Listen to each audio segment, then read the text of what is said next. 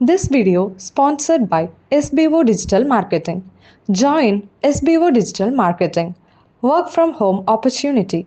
Mobile based part time job. Perfect for students, homemakers, and job seekers. Use your free time to earn.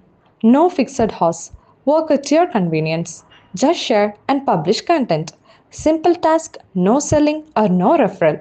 Have a Facebook, Instagram, or YouTube account? You're already eligible. Earn daily income with instant payouts. Start from day one.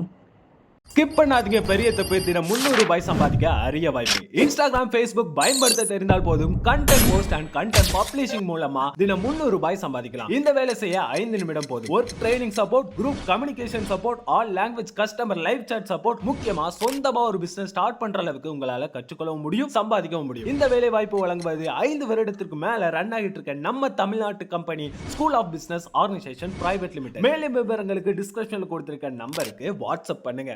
Soorasamharam ஏன் கொண்டாடுகிறோம் தெரியுமா? கஷ்யப முனிவருக்கும் மாயா என்ற தம்பதியருக்கு பிறந்தவன் சூரபத்மன். இவன் வளர்ந்த பிறகு சிவபெருமானை நோக்கி தவமிருந்து இந்திர ஞாலம் என்னும் தேரையும் பெண்ணால் பிறக்காத குழந்தையால் மட்டுமே தனக்கு மரணம் நிகழ வேண்டும் என்ற வரத்தையும் பெற்றான். இந்த வரத்தால் தேவர்களையும் நல்லுயிர்களையும் துன்புறுத்தினான். இதை தடுக்க சிவபெருமானால் அவதரித்தவர்தான் முருகப்பெருமான். முருகப்பெருமான் பார்வதி தேவியிடம் வேலை பெற்று சூரபத்மனை வெற்றி கொண்டு தேவர்களை காத்தது ஐப்பசி சஷ்டி திதியில்தான். அதனால் தான் முருகப்பெருமானுடைய கோயில்களில் கந்த சஷ்டி விழாவின் 6ஆம் நாள் சூரசம்ஹாரம் நடக்கின்றது. சூரசம்ஹாரம் நடக்காத ஒரே ஒரு முருகப்பெருமானின் படைவீடு எது தெரியுமா? கந்த சஷ்டி விரதமும் சூரசம்ஹார நிகழ்வும் முருகப்பெருமானின் படைவீடுகளில் மிக கோலாகலமாக கடைபிடிப்பது வழக்கம். ஆனால் முருகப்பெருமானின் ஒரு படை வீட்டில் மட்டும் இந்த கந்த சஷ்டி விழா நடக்காமல் மிக அமைதியாக இருக்கும். அப்படிப்பட்ட முருகப்பெருமானின் படைவீடுதான் திருத்தணி. இக்கோயில் முருகப்பெருமானின் 5வது படைவீடு ஆகும். முருகப்பெருமான் சினம் தணிந்து வள்ளியை மனம் புரிந்து மிக அமைதியாக அமர்ந்து காட்சி தரக்கூடிய ஸ்தலம்தான் திருத்தணி கோயில். தணிகை என்பதன் பொருள் சினம் தணிதல் ஆகும். திருத்தணி முருகப்பெருமான் கோயிலில் முருகப்பெருமான் சினம் தணிந்து பக்தர்களுக்கு அருளுகிறார். இதன் காரணமாக தான் இந்த கோயிலில் மட்டும் சூரசம்ஹாரம் நடைபெறுவதில்லை. இருப்பினும் முருகப்பெருமானின் அருளை பெறக்கூடிய கந்த சஷ்டி விழா மட்டும் கொண்டாடப்படுகிறது. முருகப்பெருமான் திருக்கல்யாண விழா. சூரசம்ஹாரம் முடிந்த மறுநாள், அதாவது 7வது நாள், அனைத்து முருகப்பெருமான் ஆலயங்களிலும் முருகப்பெருமான் தெய்வானை திருமணம் வைபவம் நடைபெறும். கந்த சஷ்டி விழா சூரசம்ஹாரத்தோடு முடிந்து விடுவதில்லை. அசுரனை எதிர்த்து வெற்றி பெற்றதற்காக இந்திரன் தனது மகளான தெய்வானையை முருகனுக்கு திருமணம் செய்து தந்ததோடு தேவ மயிலாகவும் மாறி சேவை செய்தார். இவர்களது திருமணம் முதல் படைவீடான திருப்பரங்குன்றத்தில் நடைபெற்றது. சூரனை ஆட்கொண்ட ஸ்தலம் என்பதால் இன்றளவும் திருச்செந்தூரில் கந்த சஷ்டிக்கு மறுநாள் முருகப்பெருமான் தெய்வானை திருக்கல்யாணம் நடைபெறுகிறது.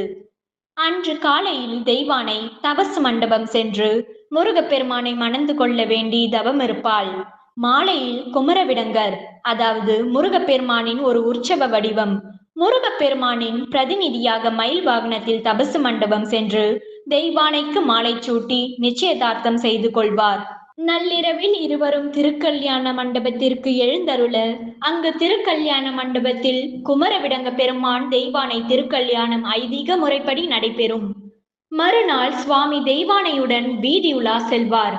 அடுத்த 3 நாட்களுக்கு சுவாமி திருக்கல்யாண மண்டபத்தில் உள்ள ஊஞ்சலில் காட்சி தருவார்.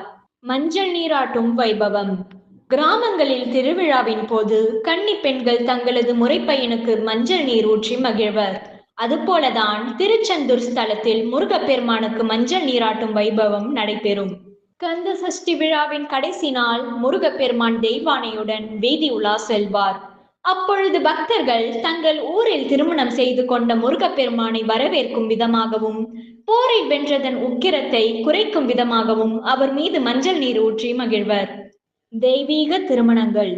திருமணம் ஆகாதவர்கள் தெய்வ திருமணங்களை கண்டு வழிபட்டால் அவர்களுக்கு விரைவில் திருமணம் கைகூடும்.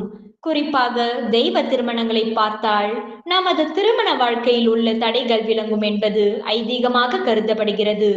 இதன் காரணமாகவே கோயில்களில் நடைபெறும் தெய்வீக திருமணங்களை பக்தர்கள் கண்குளிர தரிசனம் செய்கிறார்கள். நன்றி, வணக்கம்.